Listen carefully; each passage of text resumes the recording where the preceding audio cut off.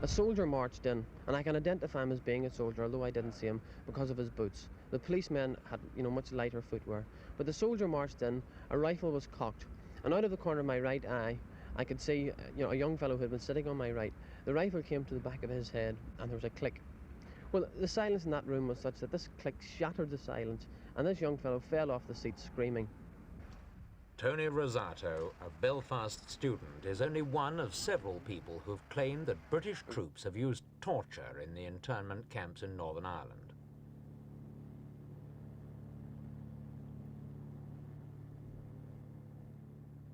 Rosato was held in Holywood Camp near Belfast, one of several which have been used for political prisoners in Northern Ireland since the British government began its controversial policy of internment 3 months ago.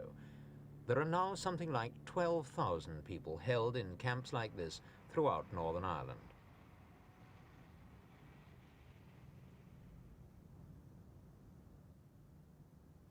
The allegations, which were backed up by a detailed report in a major British newspaper, have proved highly embarrassing for the British government, which has now started its own inquiry.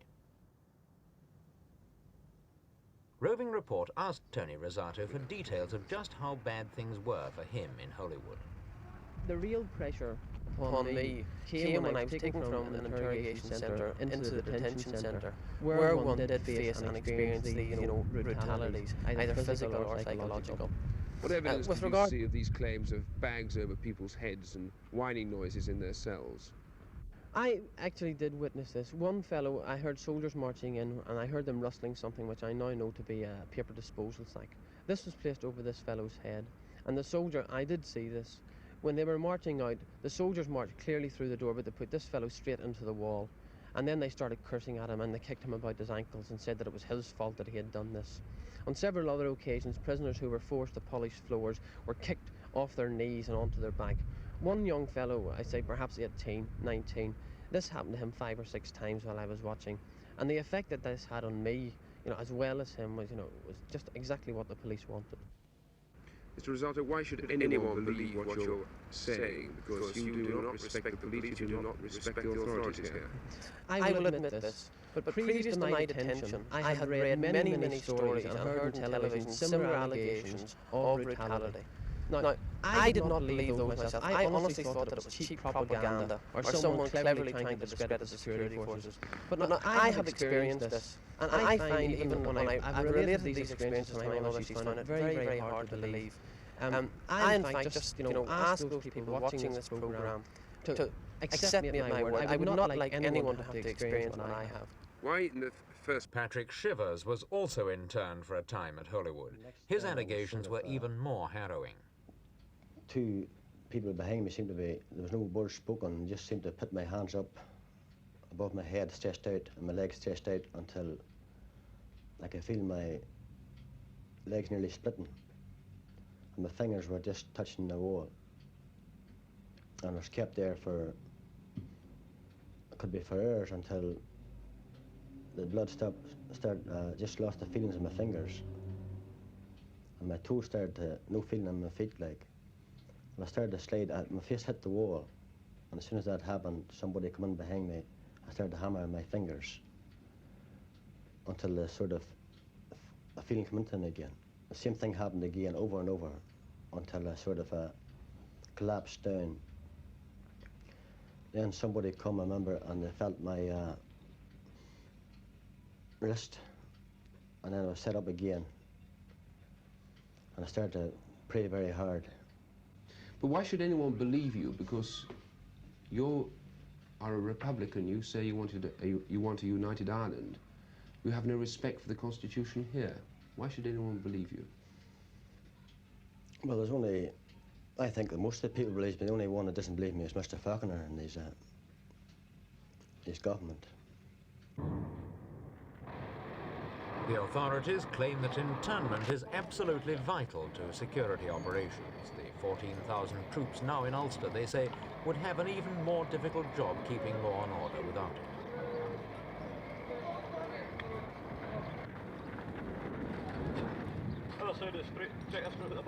Ever since the army moved into Northern Ireland in 1969, it's been carrying out what it calls a minimum force policy. This means that in theory, the only people who get shot at with live bullets are the snipers.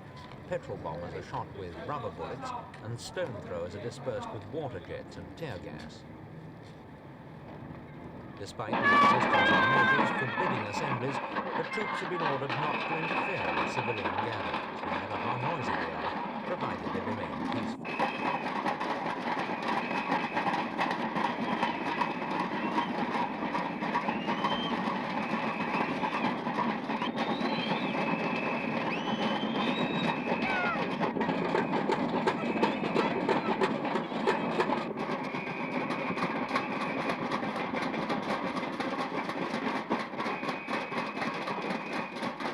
Relations between the Catholics and the army have deteriorated considerably since the introduction of internment, mainly because the Catholics believe it applies only to them and not to the Protestants.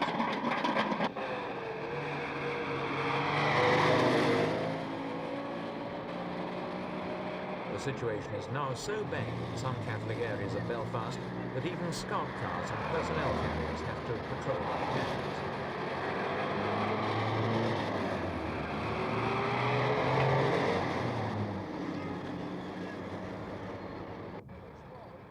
But according to the army, internment's paid off.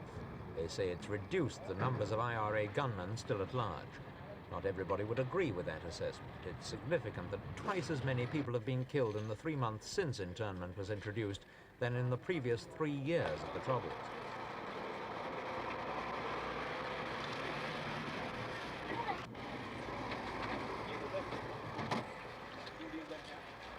In the past few weeks, the army has been claiming more and more successes against the terrorists.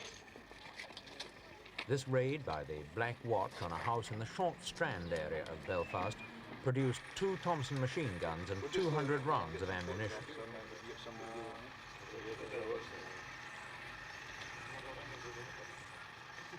This new drive seems to indicate an important change of emphasis in army policy to one of aggression against the IRA.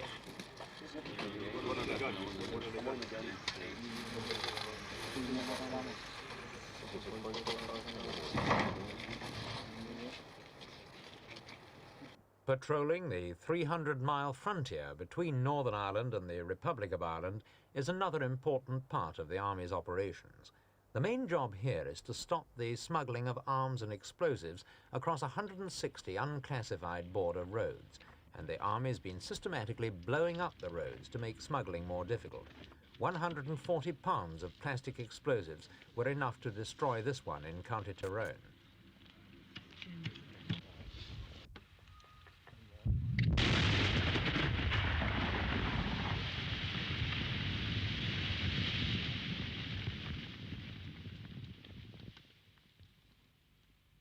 The blast left a hole 10 meters across and 4 meters deep. Inevitably, there's been criticism of the destruction, and in many places the local population just fill in the holes as soon as the army is gone. We asked the officer in charge of this operation if there was any way the army could prevent this. Nothing will stop them shoveling earth down unless we catch them at it, in which case we'll stop them. But if they fill it up, which is going to be a major amount of work to do, we'll simply come and blow another hole. That depends. Colonel, the road is here, but there are open fields on either side of it. Is it really an effective way of stopping ammunition and arms and explosives being smuggled across this border? Yes, it is. It makes it that much more difficult. It means if you want to do it now, you've got to walk, which people don't like doing. You've got to cross ditches and rivers, which people don't like doing. You've got to arrange probably for a car to meet you on the northern side. It makes it that much more difficult, and the whole process is just one of making it more difficult for them. Despite the extremism and the violence in Northern Ireland, there are still some voices urging moderation. Groups like the New Ulster movement have been saying for more than 2 years that nearly 80% of the people of Northern Ireland want no part in sectarian violence. Now they're trying to prove it. One of the ways, a petition for sanity, printed in both the Catholic and Protestant newspapers, which gained the support of 18,000. There's a group of women too at the Busy Bee shopping centre. I think that's in Andersonstown, isn't it? And they were... And this was one thing they said they wouldn't sign. We asked the petition organisers what these signatures really represented. Was their petition anything more than a middle-class group expressing anxiety about the deteriorating situation? What does it really mean? Well, of course, everybody is fed up with the situation we've got, but this is by no means limited to the middle class. In fact, one of the encouraging things, looking at the letters coming in and at the postmark on the envelopes, it's quite clear that we've covered the whole province geographically, and secondly, that we're drawing our support from all classes and creeds of people. We've had telephone... I mean, is there really a vociferous middle ground, do you think, that's prepared to? Oh yes, there's a considerable middle ground in Ulster. We're working with them continuously, a band of Catholic and Protestant people who are working extremely hard together and who believe sincerely that Ireland will, Northern Ireland will be a country where Protestant and Catholic can live together in peace. These people are working extremely hard at the moment to get this petition for sanity off the ground and to get the people and get the numbers in. There really is. There really is a very, very hard core of people who just want peace in this country for everyone. But it's very easy, isn't it? Another group that's optimistic about Ulster's future is the Alliance Party, which believes that the real progress can only be achieved by taking religion out of politics. In the 18 months since it was formed, the party says it's collected 10,000 Catholic and Protestant members, and it says it'll fight at least 40 of the 52 parliamentary seats at the next general election.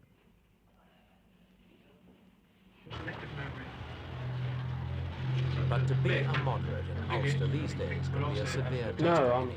The bomb that wrecked this house was intended for the hotel next door. Instead, the victim was Willie Burton, an Alliance Party committee member. In these circumstances, how could anyone remain a moderate? 95% of the people in Northern Ireland are down there decent people. I mean, the people that did this here, they're only a very small percentage, probably misled anyway. Don't you feel very angry, though, against the people who did this to you?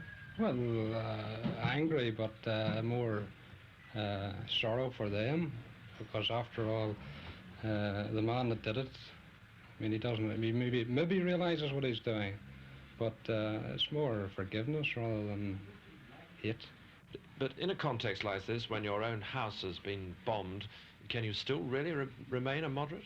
Well, you see, basically, you have had in Northern Ireland sectarian politics for 50 years, so the people have never known anything else.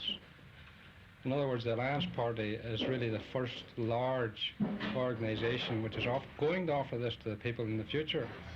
We haven't been tested at the polls yet, but time will tell.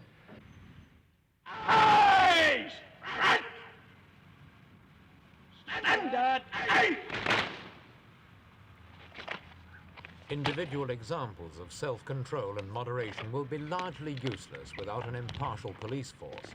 Here at the training centre of the Royal Ulster Constabulary, recruits are being taught the incredibly difficult job of being an unarmed policeman in what is virtually a war situation. 2 years ago, these men would have been carrying self-loading rifles and fixed bayonets. At that time, the RUC was 90% Protestant and was feared by the Catholics, who claimed that members of the force had persecuted Catholics under the guise of imposing law and order.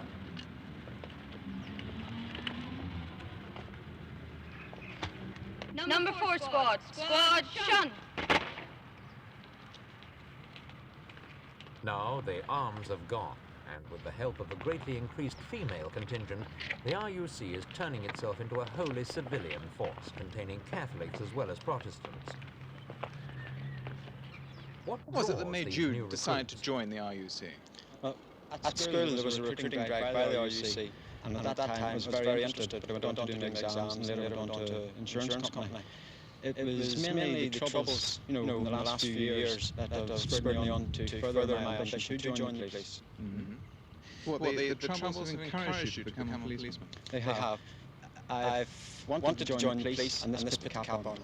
Well, that makes it sound as though you want to go and get stuck in the troubles. Is that what you mean, or what? Well, the policy procedure by the police isn't worked out by me, but I'll do what I'm told. I'm just here to help out. Really for Ulster rather than anything else? For my country, yes. Ulster.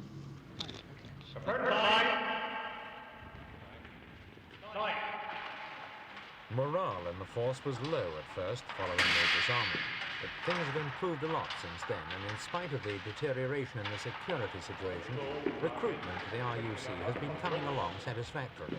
This centre turns out about 500 recruits a year. It looks as if the target strength of just under 5,000 will be met. That's one break, not a second.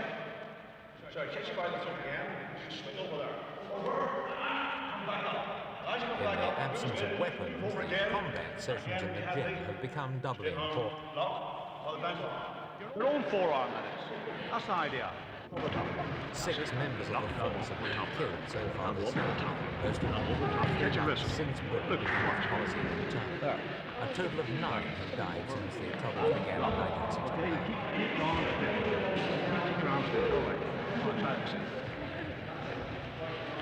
Up to the moment, the constable on patrol has observed a car in daylight, as headlights on, been driven erratically down the main street. The driver, when the guilty stop signal, stopped the car in a jerky movement. The constable approached and mentioned the lights, and he told him to put them off, and the driver switched off. Unarmed civilian force, and there's nothing most of them would like better than the duties of an ordinary British bobby. But how possible is that in Ulster at the moment? I just told us that. We asked Chief Inspector Dick Wright What's so of the Royal Ulster special about the Constabulary problems, the police problems out here? Well, the police problems in Northern Ireland are very peculiar to Northern Ireland. They're problems that are not found in the rest of the United Kingdom by the police in those various countries. We have examples of our men going daily to do ordinary police duties, answering 999 calls, making inquiries, having their vehicles fired upon. We have examples of stations being attacked by bomb and bullet, and of course we have had tragedies of several of our members being gunned down doing these duties. So what is it exactly that you're asking for? Well, basically every member, or the very vast majority of members of the Royal Ulster Constabulary would like to be a member of an unarmed, typical British police force. But the situation here just unfortunately does not allow for that. And the problem we face at the moment is how best we can protect our members trying to do their police duties in Northern Ireland.